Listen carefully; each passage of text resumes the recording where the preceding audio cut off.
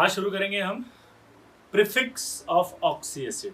जैसे आपको हमेशा डाउट आता होगा कि सर आप बोलते थे फॉस्फोरिक एसिड, फॉस्फोरस एसिड, लेकिन हमने तो पढ़ा था कि hypophosphorus, pyrophosphoric acid, thiosulphuric acid, orthophosphoric acid, pyrosulphuric acid, ये सारे प्रीफिक्स जो होते हैं उनके बारे में आज हम पढ़ेंगे। तो अपना जो टॉपिक आएगा आज वो क्या आएगा?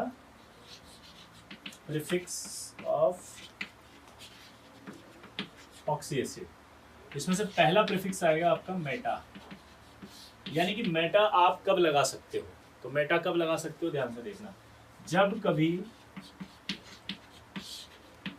एक मॉलिक्यूल ऑफ एसिड में से एक वाटर मॉलिक्यूल निकाल दें तो जो बचेगा प्रोडक्ट एसिड, उस प्रोडक्ट एसिड के नाम के आगे आएगा मेटा। यानी कि इसका जो नाम था वो क्या था बताओ? Phosphoric acid. इसका नाम क्या था? Phosphoric acid. फिर इसका नाम क्या बन जाएगा? Meta phosphoric acid. क्लियर? इसको दो तरह से बोल सकते हैं, या तो एक मॉलिक्यूल में से एक वाटर मॉलिक्यूल या एक मोल में से एक मोल निकाल दें, यह आ जाएगा n। ठीक, अब ये जो n की वैल्यू है वो 1 और 2, यानी अगर यहाँ पर 1 रखूं तो ये जो फॉर्मूला बनेगा, यहाँ 2 रखूं तो जो फॉर्मूला बनेगा, वो वाला एसिड एग्जिस्ट नहीं करता, यानी नेचर में नहीं पाया जाता। यानी कि अभी नहीं मिल रहा है, हो सकता है इन फ्यूचर हमें मिल जाए। अभी अभी नहीं मिला, नेचर में हो सकता है मिल जाए, बाद में हो सकता है पता लग जाए, तो बाद में अगर पता लगेगा तो लिख देंगे। इसीलिए n=2 के लिए प्रोबेबिलिटी है कि ये मिल सकता है। तो जिस समय में मिलेगा उसका प्रपोज्ड स्ट्रक्चर जो है साइंटिस्टों ने ये दिया है।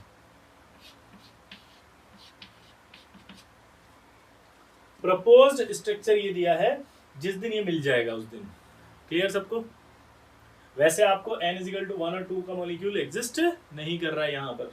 ठीक, तो मेटा की बात करें तो मेटा की डेफिनेशन आप क्या लिखोगे? When one water molecule is remove from one molecule of parent oxy acid. लिखो, one water molecule is remove from one molecule of parent oxy acid. एक में से एक वाटर निकाल दो तो जो प्रोडक्ट होगा उस प्रोडक्ट के नाम के आगे मेटा आ जाएगा। इसका नाम अगर फॉस्फोरिक एसिड है तो उसके नाम के आगे क्या आ जाएगा? Meta phosphoric acid. n=3 exist नहीं करेगा, n=1 एग्जिस्ट नहीं करेगा, 2 एग्जिस्ट नहीं करेगा। एग्जिस्टेंस कहाँ से आया नेचर में? 3, 4, 5, 6। तो 3, 4, 5, 6 की बात कर लेते हैं अपन। देखो,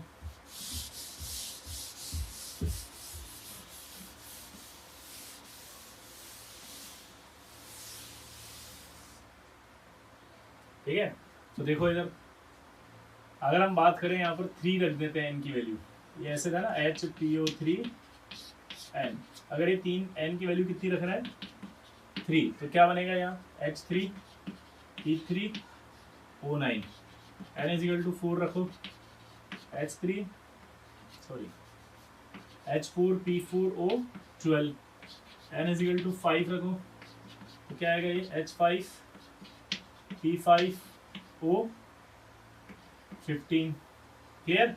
n=6 रखो तो क्या बनेगा? H6P6O18। क्लियर? इसका नाम क्या होगा देखना जरा। ये 3 है, 3, और इसका स्ट्रक्चर आप बताओ साइक्लिक होगा या नहीं होगा? तो हमने कंडीशन पढ़ी थी साइक्लिक स्ट्रक्चर की, सेंट्रल एटम मोर देन 2 होना चाहिए, सराउंडिंग एटम जो है शुड बी इक्वल टू या ग्रेटर देन होना चाहिए। तो आप ध्यान दो, इधर ये 3 है, ये 3 है, ये 3 है, सेंट्रल एटम मोर देन 2 है, हाँ। Surrounding atom should be equal और ग्रेटर देन, तो ये इक्वल भी है और ये ग्रेटर देन भी है, तो ये होना चाहिए। यहाँ पर भी सेंट्रल एटम मोर देन 2 है तो शुड बी इक्वल टू और ग्रेटर देन होना चाहिए, शुड बी इक्वल टू और ग्रेटर देन होना चाहिए, शुड बी इक्वल टू और ग्रेटर देन होना चाहिए। ये सब साइक्लिक बनेंगे। अभी अगर साइक्लिक बनेंगे तो इनके नाम के आगे आएगा साइक्लिक। अब ये 3 फास्फोरस है तो ट्राई, और नाम में आपको पता ही है क्या आएगा? Meta phosphoric acid.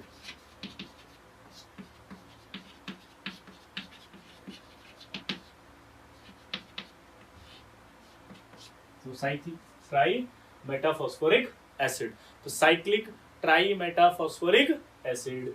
इसकी बात करेंगे तो क्या आएगा बताओ? साइक्लिक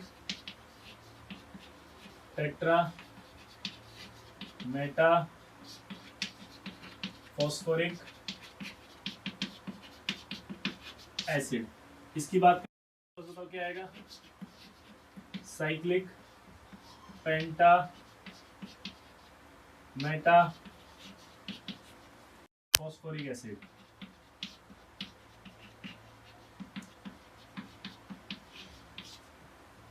इसकी बात करेंगे अगर, साइक्लिक हेक्सा मेटा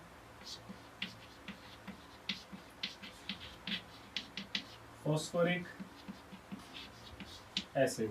ठीक है, तो ये cyclic hexa meta phosphoric acid, तो इस तरह से इनके नाम दिए जाते हैं। क्लियर। अब आप इनकी स्ट्रक्चर की बात कर लो तो बताओ साइक्लिक होगा नहीं होगा स्ट्रक्चर। ठीक है, तो जरा एक बार साइक्लिक स्ट्रक्चर है तो उसकी बात भी कर लेते हैं। देखो अब साइक्लिक की बात कर रहे थे हम, साइक्लिक देखो, अगर मैं बात करूं P3 H3P3O9, तो H3P3O9 की अगर हम बात करें तो H3P3O9 के अंदर देखो आप क्या बनेगा, सेंटर एटम मोर देन 2 है,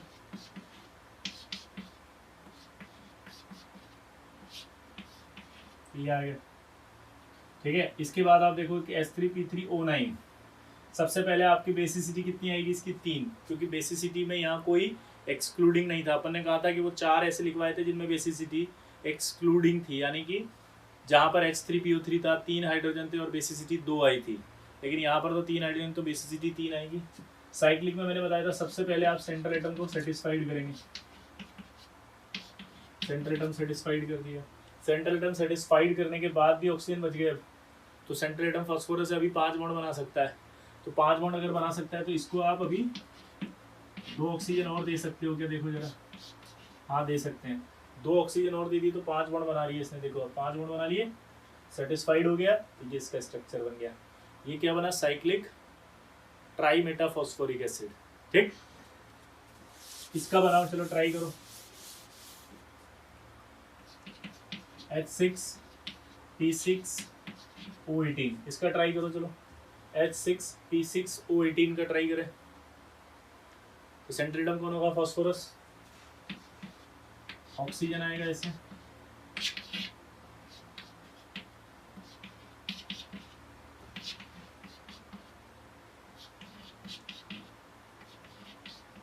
ये OH OH OH 6 है, 6 के 6 फास्फोरस पे एक एक OH लगा देंगे आराम से, ये OH आ गया। अब क्या बचा, डबल बॉन्ड ऑक्सीजन, ये डबल बॉन्ड ऑक्सीजन आ गया,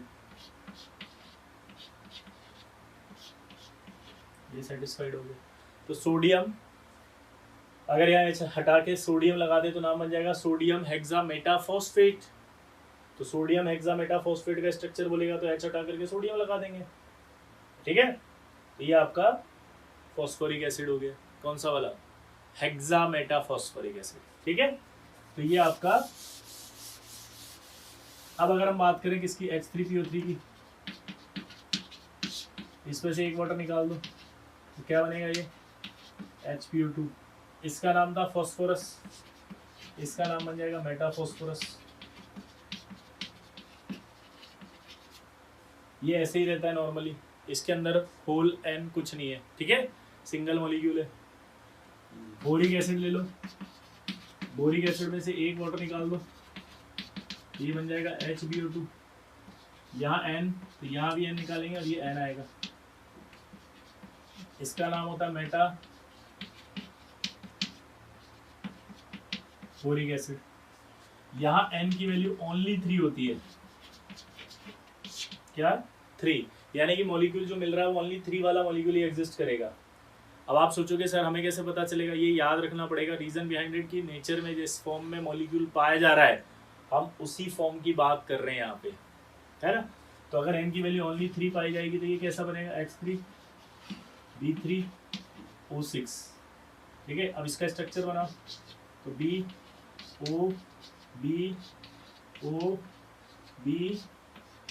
ये O, अब यहाँ क्या आएगा, ये OH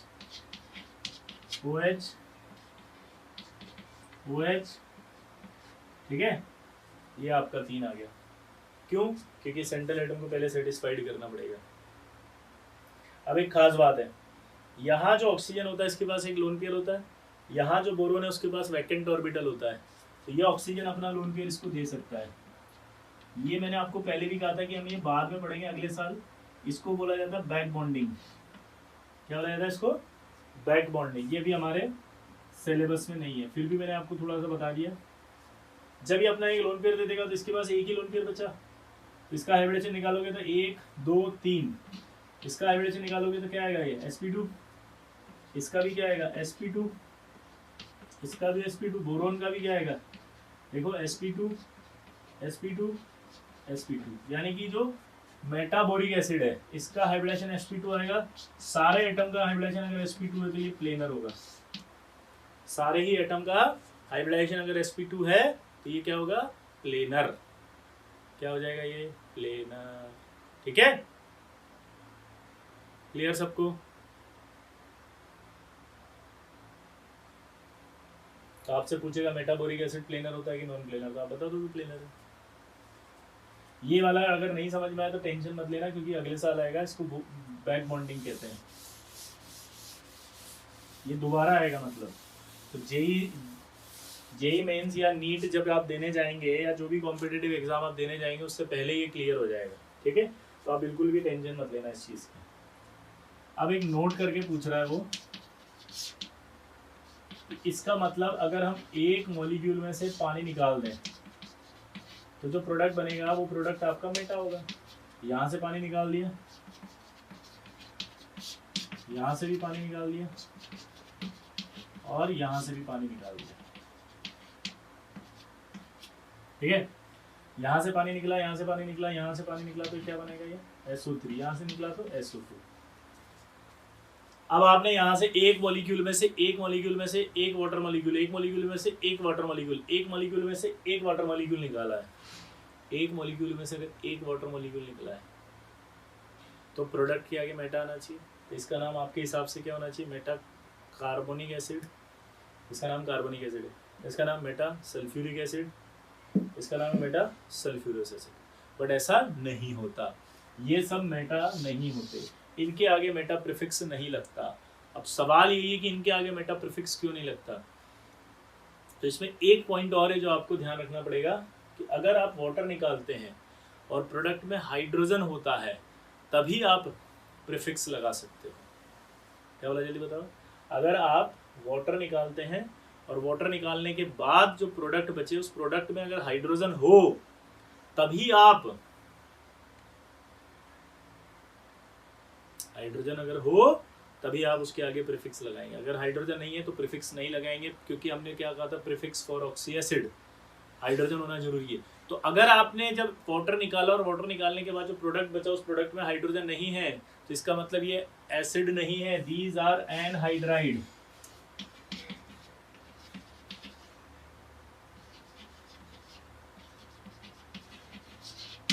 these are anhydride.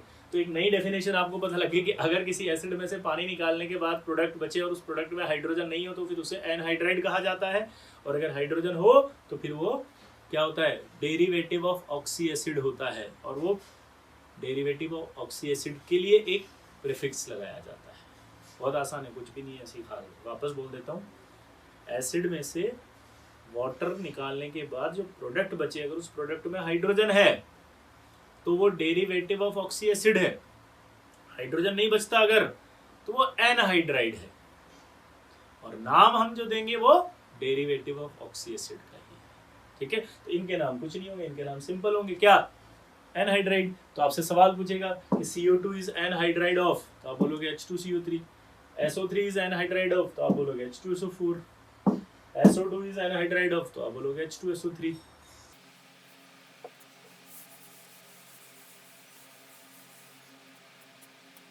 Clear? तो ये आपका हो गया मेटा। अब इसके बाद अगला आता है ऑर्थो।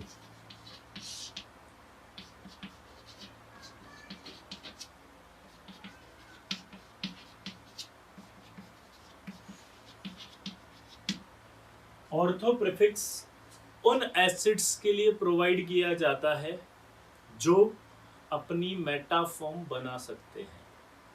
जैसे मान लीजिए किसी का नाम होता है राम कुमार, अगर वो पीएचडी कर लेते हैं तो उनको एक प्रीफिक्स दिया जाता है डॉक्टर राम कुमार, उपाधि मिलती है ना, तो पीएचडी करने पर मिलती है। तो ऐसे एसिड जो अपनी मेटा बना सकते हैं, जैसे इसने आपका मेटा बनाया था, एक वाटर निकाल दिया था और यहाँ बन गया था मेटा,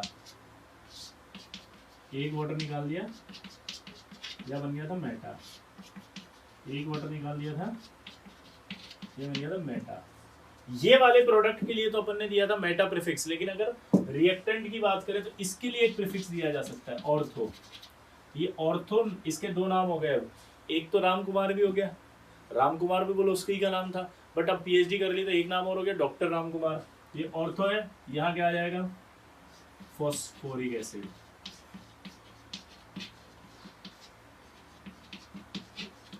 ये ऑर्थो फॉस्फोरस एसिड।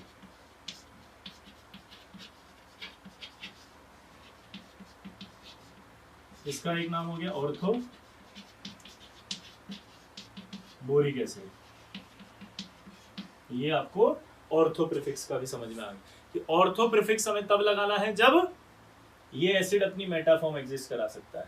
अब आपसे बोलेगा क्या H2SO4 के लिए ऑर्थो आएगा, H2SO3 के लिए आएगा, H2CO3 के लिए आएगा? सोचो, तो आंसर है इनके लिए नहीं आएगा। इनके लिए नहीं आएगा ऑर्थो, क्योंकि ये अपना मेटा फॉर्म नहीं बना रहे थे। इनसे जो बन रहा था प्रोडक्ट वो तो एनहाइड्राइड था, इनसे जो प्रोडक्ट बन रहा था वो तो एनहाइड्राइड था, इनके लिए फिर ऑर्थो प्रीफिक्स नहीं आएगा। सिंपल है।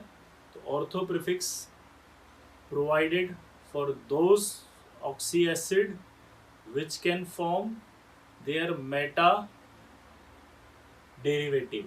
ठीक है,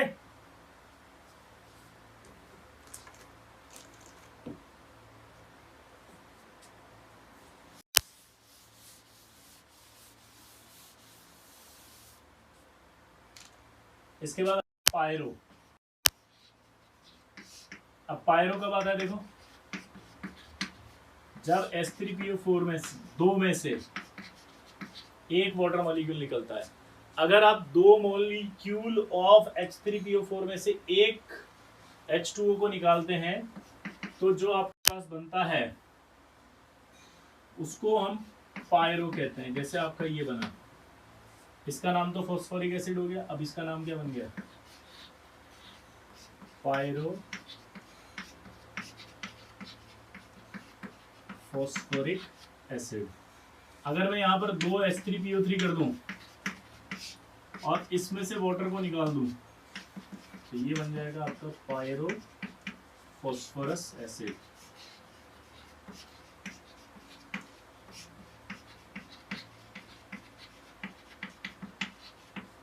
ठीक है।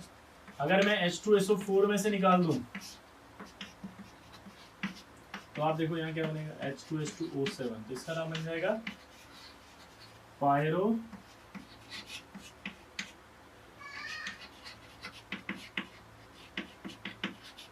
Sulphuric acid. अगर मैं H2SO3 में से निकाल दूं तो नाम बन जाएगा इसका पायरो सल्फ्यूरस एसिड।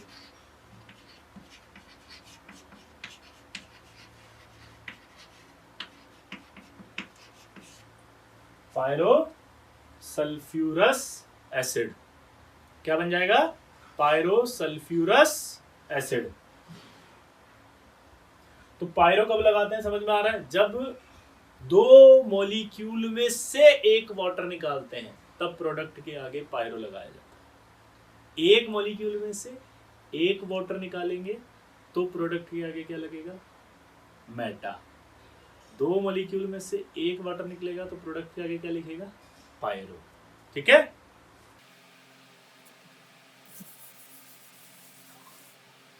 अब बात करते हैं क्या इसके लिए पायरो आएगा, सोच के बताना। सॉरी,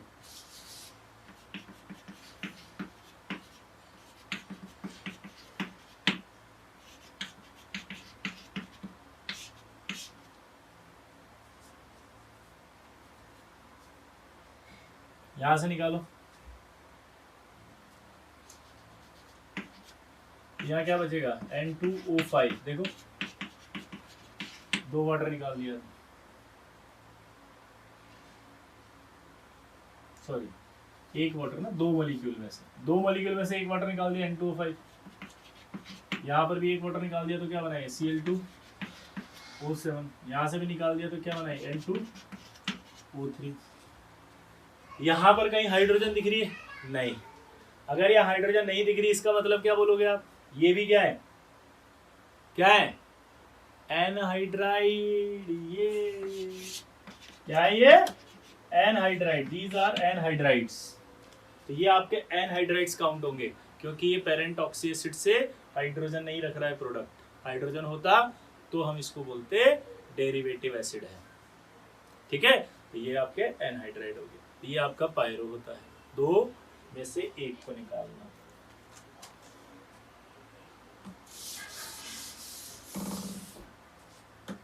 पायरो के बाद अगला आता है आपके पास हाइपो।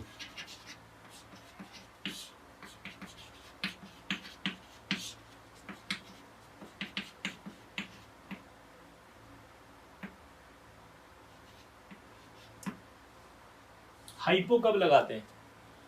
हाइपो अस ऑक्सी एसिड में से निकालने के बाद लगता है। हाइपो कब लगता है बताओ? अस ऑक्सी एसिड में से जब निकाला जाता है। क्या बोला जल्दी बताओ? अस ऑक्सी एसिड में से निकालने पर। तो आपका ये अस है कि नहीं है? फॉस्फोरस। देखो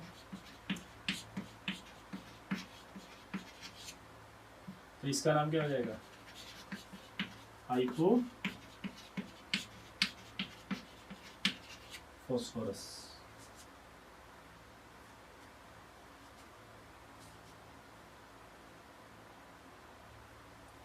हाइपो कब लगेगा बस ये ध्यान रखना, जब अस में से 1 ऑक्सीजन निकाल दो आप।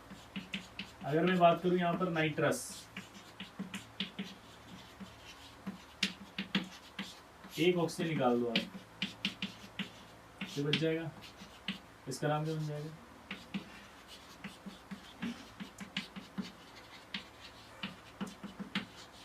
Hyponitrous acid. हाइपोनाइट्रस एसिड के लिए एक खास बात बता देता हूं, मोनोमर डज नॉट एग्जिस्ट।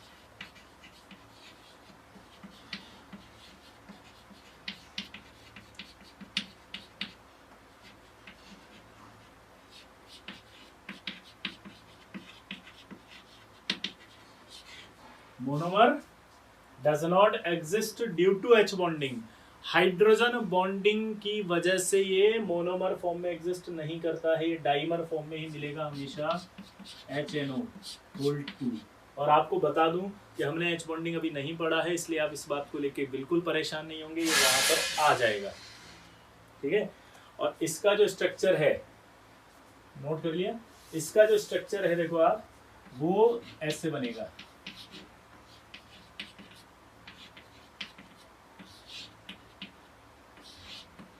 ये आपका इस तरह से भी आ सकता है।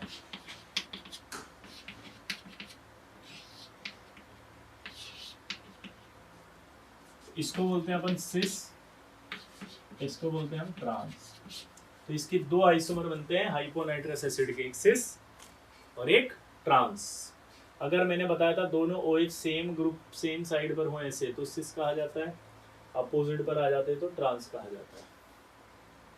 तो हाइपोनाइट्रस एसिड 2 फॉर्म में मिलता है, एक सिस और एक ट्रांस। हाइपोनाइट्रस एसिड किस फॉर्म में मिलता है? 2, एक सिस और एक ट्रांस। ठीक है, तो ये हाइपोनाइट्रस एसिड हो गया। अगला देखो, नोट कर लो इसको पहले अच्छे से।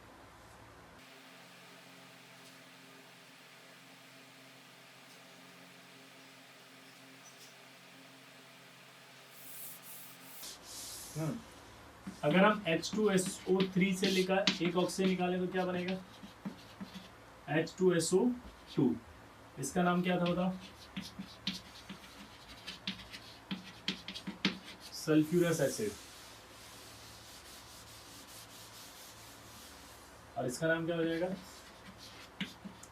हाइपो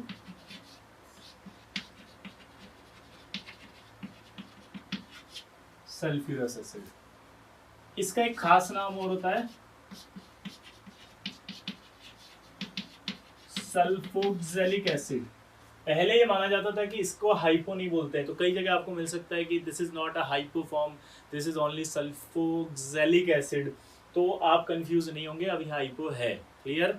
तो आपको कहीं डाउट नहीं आएगा, सल्फोक्सेलिक एसिड भी और हाइपोसल्फ्यूरिक एसिड, सल्फ्यूरस एसिड भी, दो नाम है इसके। अब इसकी जो स्ट्रक्चर है वो भी थोड़ा सा कंफ्यूजिंग रहेगी, तो मैं आपको इसको भी सॉल्व कर देता हूँ। इसकी दो फॉर्म मिलती है नेचर में, एक ये वाली और एक वो वाली। हमें आंसर सारे इससे देने हैं, यानी कि इसकी जो बेसिसिटी है वो आपको क्या बोलनी है, दो। सारे आंसर इससे आएंगे क्योंकि नेचर में इसके कंपाउंड ज़्यादा पाए जाते हैं। जब भी किसी एसिड की या मॉलिक्यूल की दो स्ट्रक्चर पाई जाती हैं तो हम उस स्ट्रक्चर को एक्सेप्ट करते हैं जिसके कंपाउंड नेचर में ज़्यादा पाए जाते हैं, क्योंकि हम उन कंपाउंड की स्टडी कर रहे होते हैं। तो उन्हीं कंपाउंड के बेसिस पर रिएक्शन बनी हुई होती है, उन्हीं कंपाउंड पर प्रोडक्ट बने होते हैं, उन्हीं कंपाउंड से जो भी चीज़ बन रही होगी वो बन रही होगी। तो आपको उस स्ट्रक्चर को ही एक्सेप्ट करना पड़ेगा ना, जिससे सारी चीज़ें नेचर में बन रही हैं या हम बना रहे हैं, हमारे डेली यूज में आ रही हैं। तो वो ये वाली स्ट्रक्चर है, इसलिए हम इसी को एक्सेप्ट करके चलते हैं और बेसिसिटी दो बोलते हैं। और वो वाला फॉर्मल, वो वाली जो चीज़ है हमने कहा था जितने हाइड्रोजन उतनी बेसिसिटी, वो भी देखो सही से एक्सेप्ट हो रही है। ठीक है? क्लियर? ये आपको इसमें ध्यान रखना पड़ेगा। नोट करो इसको, सल्फोक्सेलिक एसिड।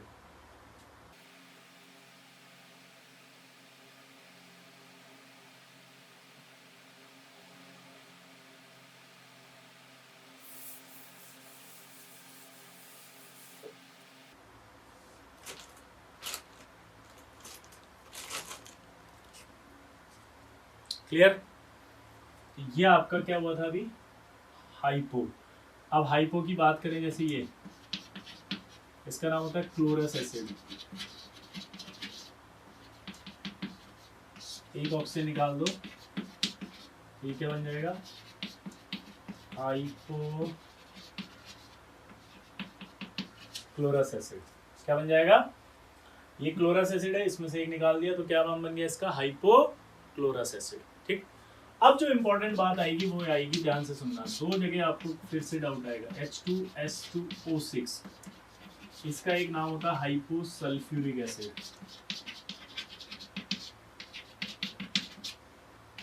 एक नाम और होता है इसका, डाइथायोनिक एसिड।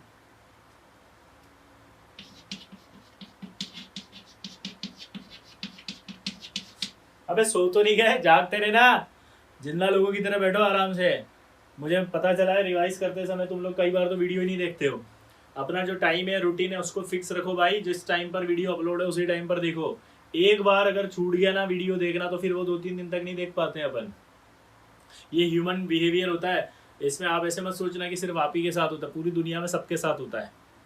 समझ गए? हर विद्यार्थी के साथ ये घटना होती है। तो ये कोशिश करें कि वीडियो देख ही लें आप, चाहे आपका होमवर्क कितना भी पेंडिंग बढ़ाओ, पर करंट जो है वीडियो तो एक बार देख ही लो। ठीक है? चलो, तो ये आपका सल्फ्यूरिक एसिड क्या आ गया, हाइपो आ गया। ऐसे कैसी एक और होता है H2P2O6, इसके दो नाम होते हैं, एक होता है हाइपो फॉस्फोरिक एसिड और एक होता है इसका आइसो हाइपो फॉस्फोरिक एसिड। ये जो होता है हाइपोफॉस्फोरिक एसिड, ये होता है टेट्राबेसिक।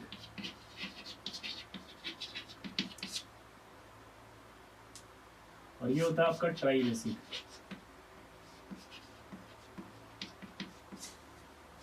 ये क्या होता है, हाइपोफॉस्फोरिक एसिड, टेट्राबेसिक और ये ट्राइबेसिक। अब आपको डाउट आ गया,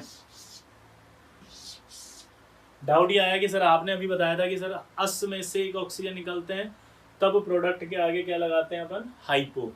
सर यहाँ पर तो इक में आ रहा, देखो ये इक, ये इक। ठीक है, ध्यान से सुनना। अगर ये हाइपोसल्फ्यूरिक होता और इक का रूल होता तो H2SO4 में से निकालते एक, H2SO4 में से एक निकालते तो H2SO3 बनता। तो H2SO3 का नाम थोड़ी ना बताया मैंने, हाइपोसल्फ्यूरिक एसिड। H3PO4 होता, उसमें से एक ऑक्सीजन निकालते और H3PO3 बनता, तो H3PO3 का नाम थोड़ी बताया मैंने, हाइपो। ये एक ऑल्टरनेट मेथड से बने हुए एसिड हैं जो हमने बनाए हैं। ये नेचर के एसिड हैं, लेकिन ये हमने बनाए हैं, तो ये हमने बनाए हैं इसलिए इनके नाम हमने दिए हैं।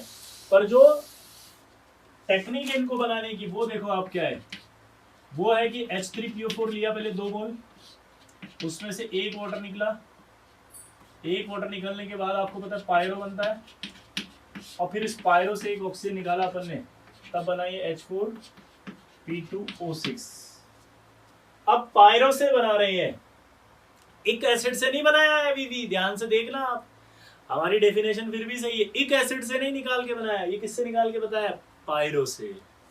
किससे निकाल के बनाया है, पायरो से। तो पायरो से अगर निकाल के बनाया है तो आना चाहिए था सर यहाँ पर फिर एक और rule, pyro hypo sulphuric acid, ऐसे आना चाहिए था, या हाइपो पायरो सल्फ्यूरिक एसिड आना चाहिए था।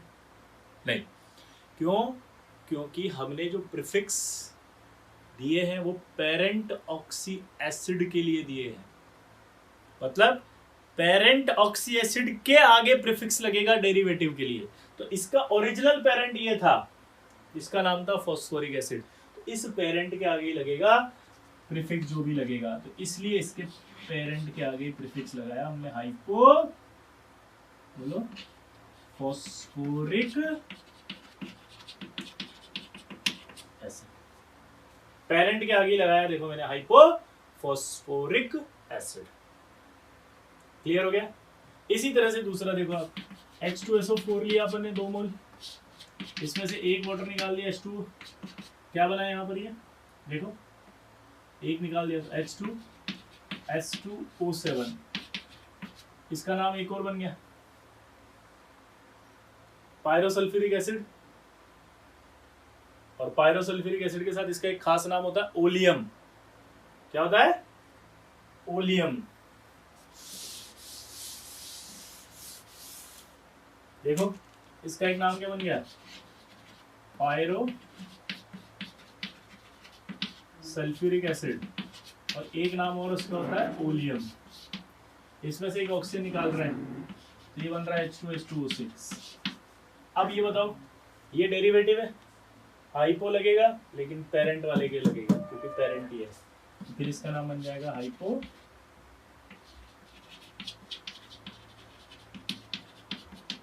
Sulphuric acid. क्या नाम बन जाएगा? Hypo sulphuric acid. नोट करो इसको।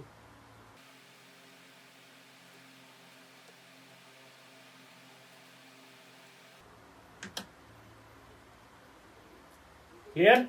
अगला देखो,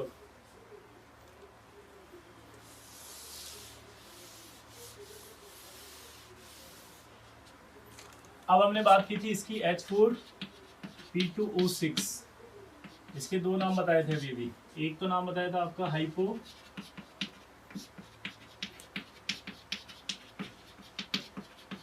फॉस्फोरिक एसिड, और इसके लिए मैंने बोला था टेट्राबेसिक।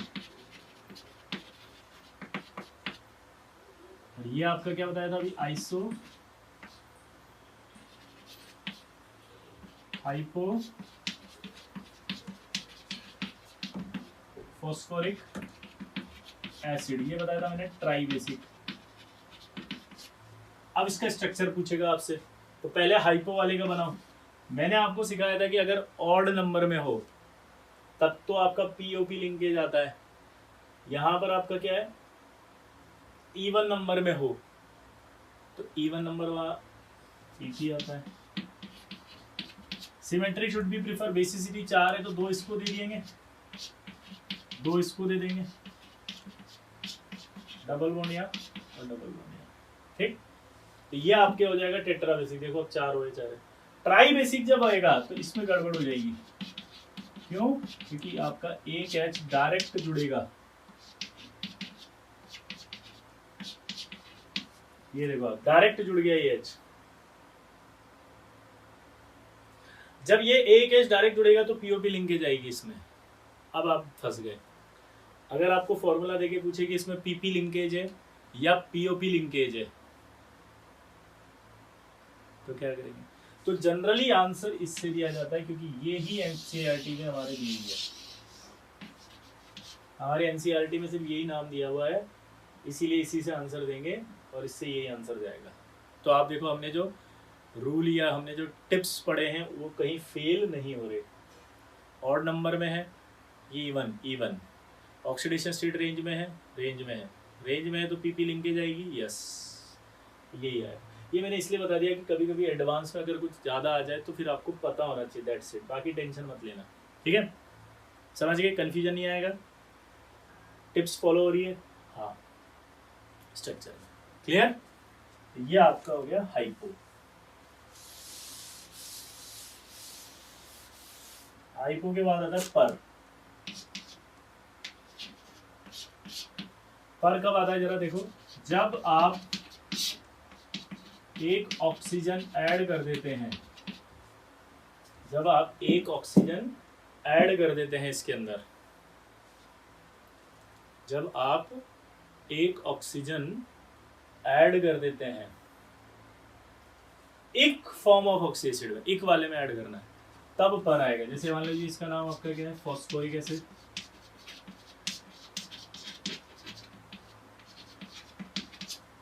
इसका नाम क्या हो जाएगा, पर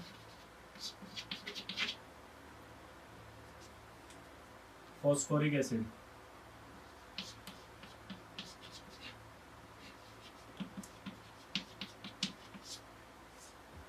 पर फॉस्फोरिक एसिड। अब पर के साथ यहां एक प्रीफिक्स और लगता है, परऑक्सी या परऑक्सो, दोनों में से कोई भी एक बोलो, एक ही बात होती है। वो कब लगता है, जब कभी ऑक्सीजन ऐड करने पर प्रोडक्ट एसिड का जो सेंटर एटम है, अगर उसका oxidation state out of range चला जाए। अब इसका आउट ऑफ रेंज आ रहा है क्या, जरा देखो, मैंने आपको सिखाया था फॉस्फोरस का ऑक्सीडेशन स्टेट मैक्सिमम +5 होता है। ऑक्सीडेशन स्टेट रेंज का एक फॉर्मूला था ना, n-8 to n, जहाँ n बराबर होता है number of valence electron. Phosphorus में वैलेंस इलेक्ट्रॉन 5 हैं, तो 5 - 8 करोगे तो -3 to +5 आएगा। तो हाईएस्ट ऑक्सीडेशन स्टेट है +5। यहाँ आपको ऑक्सीडेशन स्टेट भी निकालनी है इसकी, तो ऑक्सीडेशन स्टेट निकालो आप, कितनी आ रही है, +7 आ रही है, आउट ऑफ रेंज है। तो आउट ऑफ रेंज है तो यहाँ परऑक्सी भी आएगा। पर ऑक्सी बोलो या परऑक्सो एक ही बात है, परऑक्सी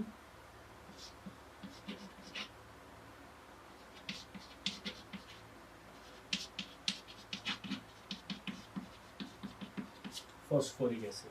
परऑक्सी फॉस्फोरिक एसिड है तो परऑक्सी लिंकेज जरूर आएगी। अब परऑक्सी लिंकेज आएगी तो परऑक्सी लिंकेज कैसी होती है आपको पता ही है, क्या आएगी परऑक्सी लिंकेज बताओ, POOH।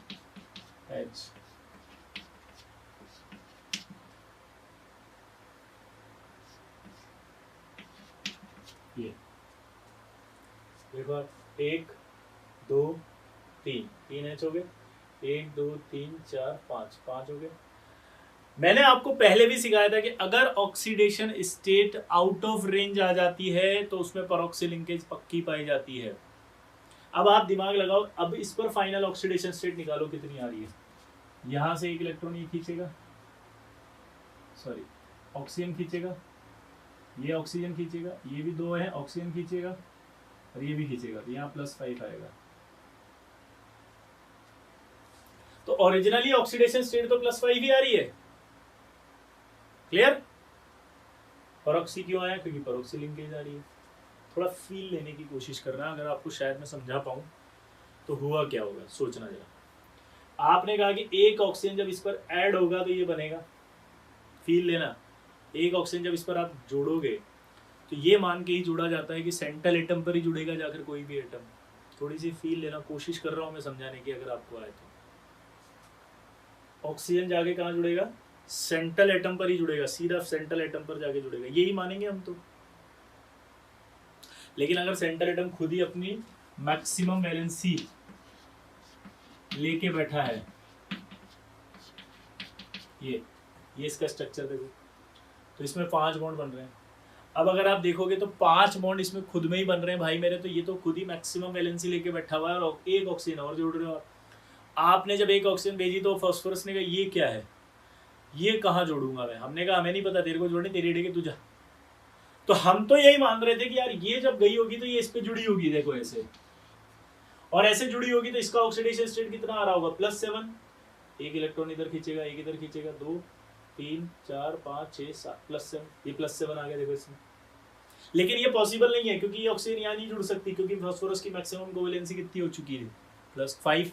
5 से ज़्यादा बॉन्ड नहीं बना सकता वो, तो मना कर देगा उसको कि नो। लेकिन हमने कहा नहीं जोड़ दे, तो बोला यार ये तो गलत बात है यार, मैं कहाँ जोड़ूंगा इसको। हमने कहा यार जोड़ो, तो फिर उसने कहा हाइड्रोजन को कि धक्का दे, हाइड्रोजन को थोड़ा धक्का दिया और बोला यार इस ऑक्सीजन को भी जोड़ो, तो फिर ये ऐसे जुड़ेगा, और जैसे ही ऐसे जुड़ेगा तो परऑक्सी लिंकेज आएगी, इसलिए परऑक्सी लिंकेज आ जाती है। आउट ऑफ ऑक्सीडेशन स्टेट आती है, अगर oxidation state range out of आती है, इस वजह से आप सीधा जोड़ते हो यहाँ पे सेंटर। और हमेशा ऑक्सीडेशन स्टेट में 2 का डिफरेंस आता है, क्योंकि ऑक्सीजन हम मानते हैं सेंट्रल एटम पर, तो हमें +2 एक्स्ट्रा दिखता है, लेकिन +2 एक्स्ट्रा नहीं होता। क्यों नहीं होता? क्योंकि वो यहाँ आगे जुड़ जाता है। ठीक है, तो फील देने की कोशिश किए, अगर नहीं आए समझ में तो दोबारा देखना, मैंने इसको क्लियरली समझा दिया, 2 से 3 बार वीडियो देखना, समझ में आ जाएगा। ठीक है, अब देखो आगे, अब तो फिर वही चलेगा बस, बाकी सब में भी ये प्लस, तो क्या बन जाएगा ये H2SO5, इसका नाम होता है पर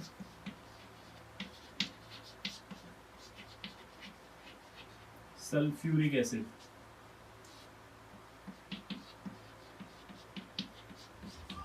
पर सल्फ्यूरिक एसिड के अलावा इसका एक नाम होता है पर ऑक्सी, क्योंकि आउट ऑफ रेंज में आ गया। मोनो सल्फ्यूरिक एसिड, एक नाम और इसका केरोज एसिड। ये जो स्पेशल नाम है भाई याद रखने पड़ेंगे ये। अगर आप ये कहते हो कि याद कैसे करें और याद नहीं होता तो आईटी और छोड़ दो, नीट छोड़ दो, मत करो फिर आईटी और नीट, कोई जरूरत नहीं है किसी भी कॉम्पिटिटिव एग्जाम, क्योंकि कंपल्शन है, तो नाम तो याद करना ही पड़ेगा। पिक्चर देखने जाते हो साले हीरो हीरोइन के नाम याद करके जाते हो, पता होता है हीरो कौन सा है, तो यार ये तो पिक्चर चल रही है, इनके नाम तो याद करोगे, हीरो है, केरोज एसिड है। क्लियर? अगला देखो, अगर मान लीजिए HNO3 है, इसमें एक ऑक्सीजन ऐड कर दोगे, HNO4 आएगा। तो अभी इसका नाम लिख नहीं रहा हूं, मैं बोल देता हूँ, पर nitric acid, peroxo nitric acid.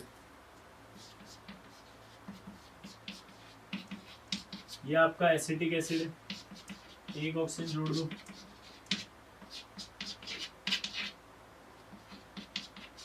क्या आएगा, पर एसिटिक एसिड और परऑक्सो एसिटिक एसिड। ठीक है, पर ऑक्सी एसिड और परऑक्सो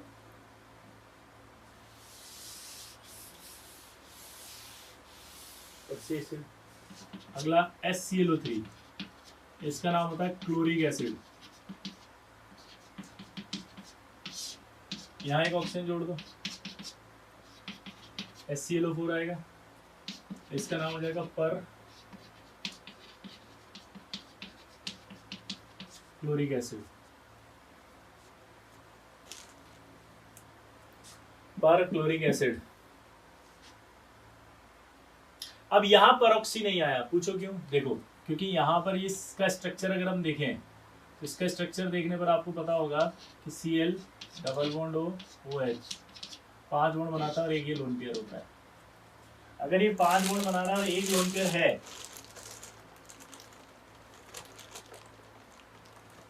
ये 5 बॉन्ड बना रहा है और 1 लोन पेयर है,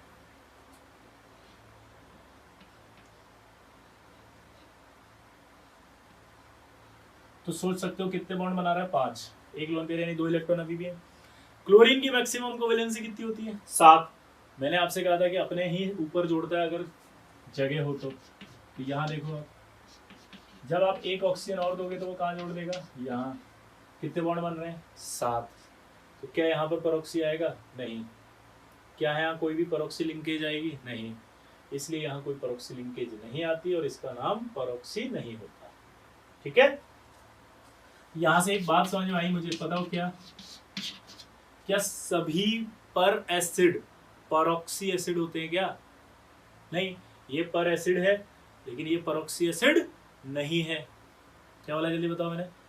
ये पर एसिड है पर ये परऑक्सी एसिड नहीं है। तो all per acids are not peroxy acid. दूसरा सवाल, क्या सभी परऑक्सी एसिड पर एसिड होंगे? हाँ, सभी परऑक्सी एसिड पर एसिड होंगे क्योंकि उनमें ऑक्सीजन जुड़ेगा, तो पर तो हो ही जाएगा वो।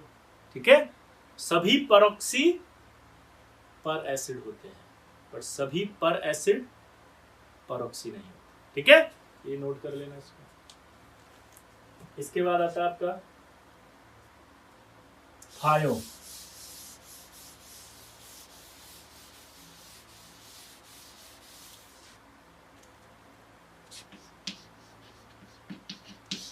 देखो, थायो कब लगता है? जब आप एक ऑक्सीजन हटा के एक सल्फर जोड़ते हो। जैसे इसका नाम क्या था?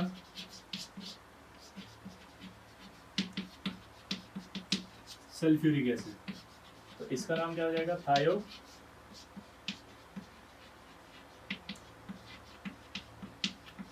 थायो सल्फ्यूरिक एसिड। अब ये जुड़ेगा कहाँ है ये समझना आप। देखो, जैसे सल्फ्यूरिक एसिड का स्ट्रक्चर देखें अपन तो ऐसा होता है। ठीक है, सल्फ्यूरिक एसिड की जब स्टडी करते हैं तो इसकी बेसिसिटी 2 आती है। बेसिसिटी अगर 2 आ रही है इसका मतलब 2 OH होना जरूरी है।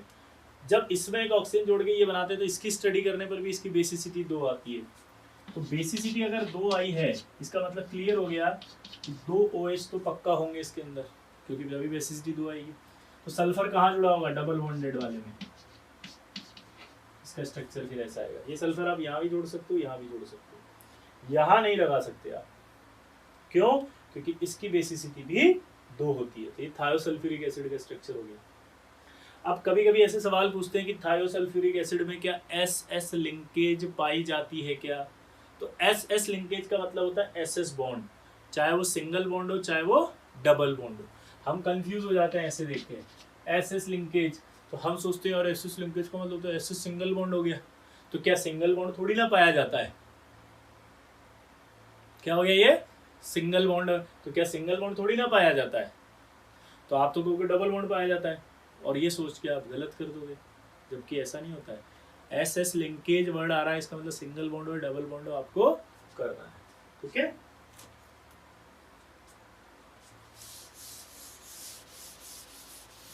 जैसे मान लो ये अल्कोहल आ गया। अब इस अल्कोहल में आपने क्या करा? एक ऑक्सीजन हटा के एक सल्फर लगा दिया, तो ये RSH आ गया। अब इसका नाम होता है अल्कोहल, तो इसका नाम क्या बन जाएगा? थायो अल्कोहल। इसका नाम क्या है? अल्कोहल। इसका नाम क्या हो जाएगा? थायो अल्कोहल। ठीक, तो ये आज हमने पढ़े प्रीफिक्स ऑफ ऑक्सी एसिड। ये बहुत इंपॉर्टेंट होते हैं, इनको अच्छे से लर्न करना, 2 से 3 बार वीडियो देखना। अगर नहीं आ रहा समझ में तो फिर भी याद कर लेना एक बार, तो परेशान मत होना, वापस पढ़ लेंगे, लेकिन याद कर लेना, दिक्कत मत आने देना, क्योंकि सवाल आते हैं इसमें, बहुत सारे सवाल आते हैं। ठीक है, जब हम ये कोर्स खत्म होगा तो हम जब सवाल करेंगे ना, एक्सरसाइज करेंगे, तब आपको पता चलेगा। दूसरी बात, जब आप 12th में आएंगे तब भी आपको इसकी प्रॉब्लम आएगी अगर आप याद नहीं करोगे तो, क्योंकि ये बहुत इंपॉर्टेंट होते हैं। ठीक है, चलिए मिलते हैं अगली बार।